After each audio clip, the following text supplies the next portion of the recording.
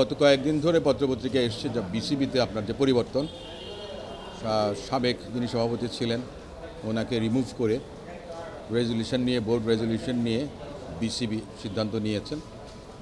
উনি রিমুভ করেছেন এবং এনএসসি রিমুভ করেছেন, ন্যাশনাল স্পোর্টস কাউন্সিল। সেটাকে চ্যালেঞ্জ করে জানাব ফারুক আহমেদ পিটিশনার হয়ে উনি একটা রিট পিটিশন দাখিল করেন। এনএসসির যে চিঠিটা সেটাকে ইমপিউন করেছেন এবং বোর্ড যে সিদ্ধান্তটা নিয়েছেন সেটাকে চ্যালেঞ্জ করেছেন। সুপ্রিম কোর্টের হাইকোর্ট বিভাগের মাননীয় বিচারপতি কাজী জেনাত খান এবং মাননীয় বিচারপতি নাসরিন আক্তার সমন্বয়ে গঠিত দ্বৈত বেঞ্চ উভয় পক্ষের শুনানি শেষে এনএসসির পক্ষ থেকে অ্যাটর্নি জেনারেল জনাব আসাদুজ্জামান, বিসিবির পক্ষ থেকে আমি নিজে, মাহিন রহমান এবং পিটিশনারের পক্ষে ব্যারিস্টার রুহুল কুদ্দুস কাজল, ব্যারিস্টার কায়সার কামাল প্রমুখ শুনানিতে অংশগ্রহণ করেন।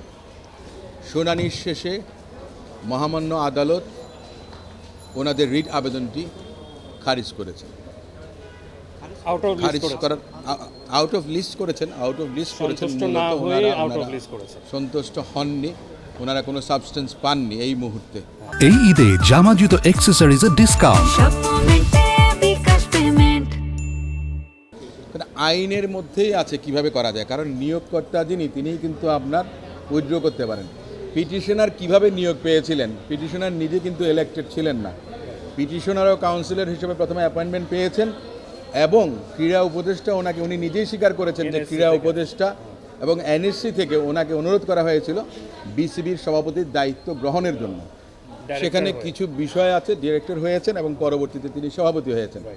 এখানে কিছু বিষয় আছে যে বক্তব্যগুলো না দেওয়াই ভালো, যে ওনার বিরুদ্ধে কী ধরনের অভিযোগ বা কোন প্রেক্ষাপটে, কোন প্রেক্ষিতে বোর্ড সিদ্ধান্ত নিয়েছেন এবং সেই সিদ্ধান্তের পরিপ্রেক্ষিতে এনএসসি ওনাকে রিমুভ করেছেন এবং নতুন সভাপতি নিয়োগ করেছেন।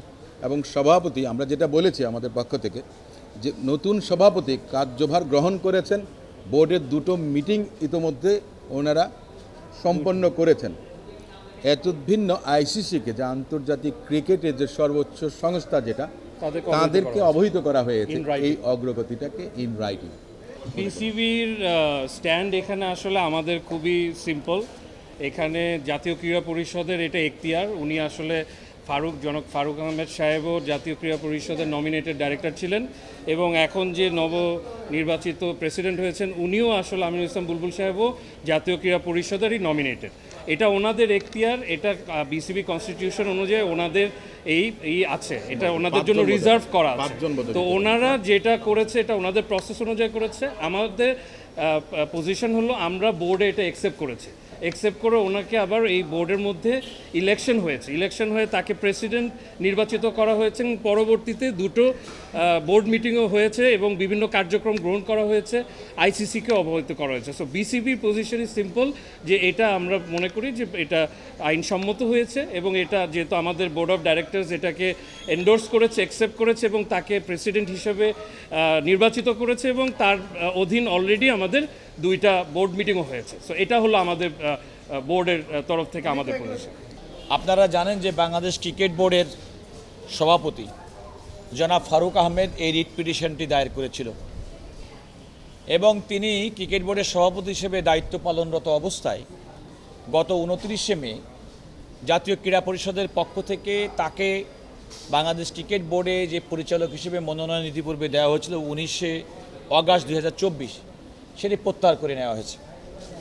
পরদিন 30শে মে 2025 তারিখে জনাব আমিনুল ইসলামকে পরিচালক হিসেবে জাতীয় ক্রীড়া পরিষদ মনোনয়ন দিয়েছেন। আমরা এই দুটি বিষয়কেই চ্যালেঞ্জ করে জনাব ফারুক আহমেদের পক্ষে রিট পিটিশনটি দায়ের করেছিলাম। আমি মোহাম্মদ রুহুল কুদ্দুস কাজল, আমি সিনিয়র অ্যাডভোকেট। এই মামলায় আমি শুনানি করেছি, আমার সঙ্গে ব্যারিস্টার কায়সার কামাল ছিলেন।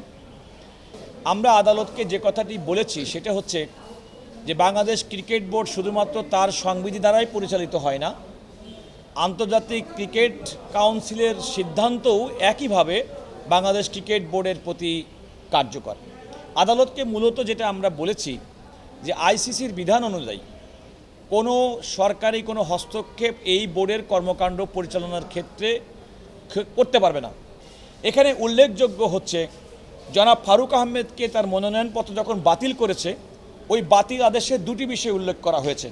একটি হচ্ছে যে বাংলাদেশ ক্রিকেট বোর্ডের বর্তমান কমিটির 8 জন সদস্য, তাদের ভাষার সংখ্যাগরিষ্ঠরা, তারা জনাব ফারুক আহমেদের প্রতি অনাস্থা প্রকাশ করেছেন। দ্বিতীয়ত হচ্ছে তাদের বক্তব্য, তারা একটা অনুসন্ধান করেছেন, একটা সত্যানুসন্ধান কমিটি, সেই কমিটি রিপোর্টের ভিত্তিতে তার মনোনয়নটা প্রত্যাহার করা হয়েছে। আমরা আদালতকে বলেছি, যখন এমন কোনো অভিযোগে কোনো ব্যক্তিকে অভিযুক্ত করা হয়, তাহলে আইনের শাশ্বত বাণী হচ্ছে তাকে শোকজ করতে হবে, তাকে জানতে হবে যে আপনার বিরুদ্ধে অভিযোগ আছে, আপনার কি বক্তব্য আছে। তাকে বক্তব্য, তার বিরুদ্ধে আনিত অভিযোগ খণ্ডানোর কোনো সুযোগ জনাব ফারুক আহমেদকে দেওয়া হয়নি। আরেকটি যেটাই বলেছে সেটি হচ্ছে যে দেখেন, এই পরিচালকরা নিয়োজিত হন বোর্ডের এক্সিস্টিং কাউন্সিলরের মধ্যে থেকে। জনাব ফারুক আহমেদকে যখন অগাস্ট 2024 তারিখে মনোনয়ন দেওয়া হয়, তিনি কিন্তু বাংলাদেশ ক্রিকেট বোর্ডের একজন কাউন্সিলর ছিলেন। দুর্ভাগ্যজনকভাবে জনাব আমিনুল ইসলামকে যখন পরিচালক মনোনয়ন দেওয়া হয়েছে, তখন তিনি কাউন্সিলর ছিলেন না। আমাদের এই অভিযোগের পরিপ্রেক্ষিতে বিজ্ঞ অ্যাটর্নি জেনারেল সাহেব একটা কাগজ উল্লেখ করলেন যে সেটা হচ্ছে 29শে মে 2025 তারিখে জনাব আমিনুল ইসলামকেও কাউন্সিলর হিসেবে আরেকজনের পরিবর্তে তাকে মনোনয়ন দেওয়া হয়েছে। সেই ক্ষেত্রে আমাদের বক্তব্য ছিল যে এটা সম্ভব না, কারণ কোনো একজন ব্যক্তির পরিবর্তে কাউকে নতুন করে কাউন্সিলর নিয়োগ করতে গেলে আমাদের বাংলাদেশ ক্রিকেট বোর্ডের যে সংবিধান আছে, সেই সংবিধান অনুযায়ী সেই প্রক্রিয়াটা অনুসরণ করা হয়নি। আরেকটি বিষয় খেয়াল করে দেখেন, 29শে মে জনাব ফারুক আহমেদকে তার মনোনয়নপত্র প্রত্যাহার করছেন, আবার 30 তারিখ শুক্রবারের দিন জনাব আমিনুল ইসলামকে তাকে মনোনয়ন দিচ্ছেন, এবং 29 তারিখে যখন আমার এটা প্রত্যাহার করে নিচ্ছেন, ওই দিনে জনাব আমিনুল ইসলামকে কাউন্সিল করানো হচ্ছে, যেটা বাংলাদেশ ক্রিকেট বোর্ডের সংবিধানের সঙ্গে সাংঘর্ষিক। এই সমস্ত বিষয়গুলো আমরা বলেছি।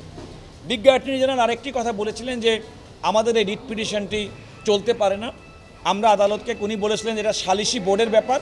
আমরা সেটা আদালতকে বলেছি যে সালিসি বোর্ডের এটা বিষয় নয়, যেহেতু আমরা জাতীয় ক্রীড়া পরিষদের এই যে আদেশ দ্বারা আমার ক্লায়েন্ট সংক্ষুব্ধ, সেটি ফাইল করেছেন, সুতরাং রিট পিটিশনটা মেনটেনেবল। আপনারা দেখেছেন যে দীর্ঘক্ষণ পর্যন্ত আমাদের দুই পক্ষের শুনানি হয়েছে।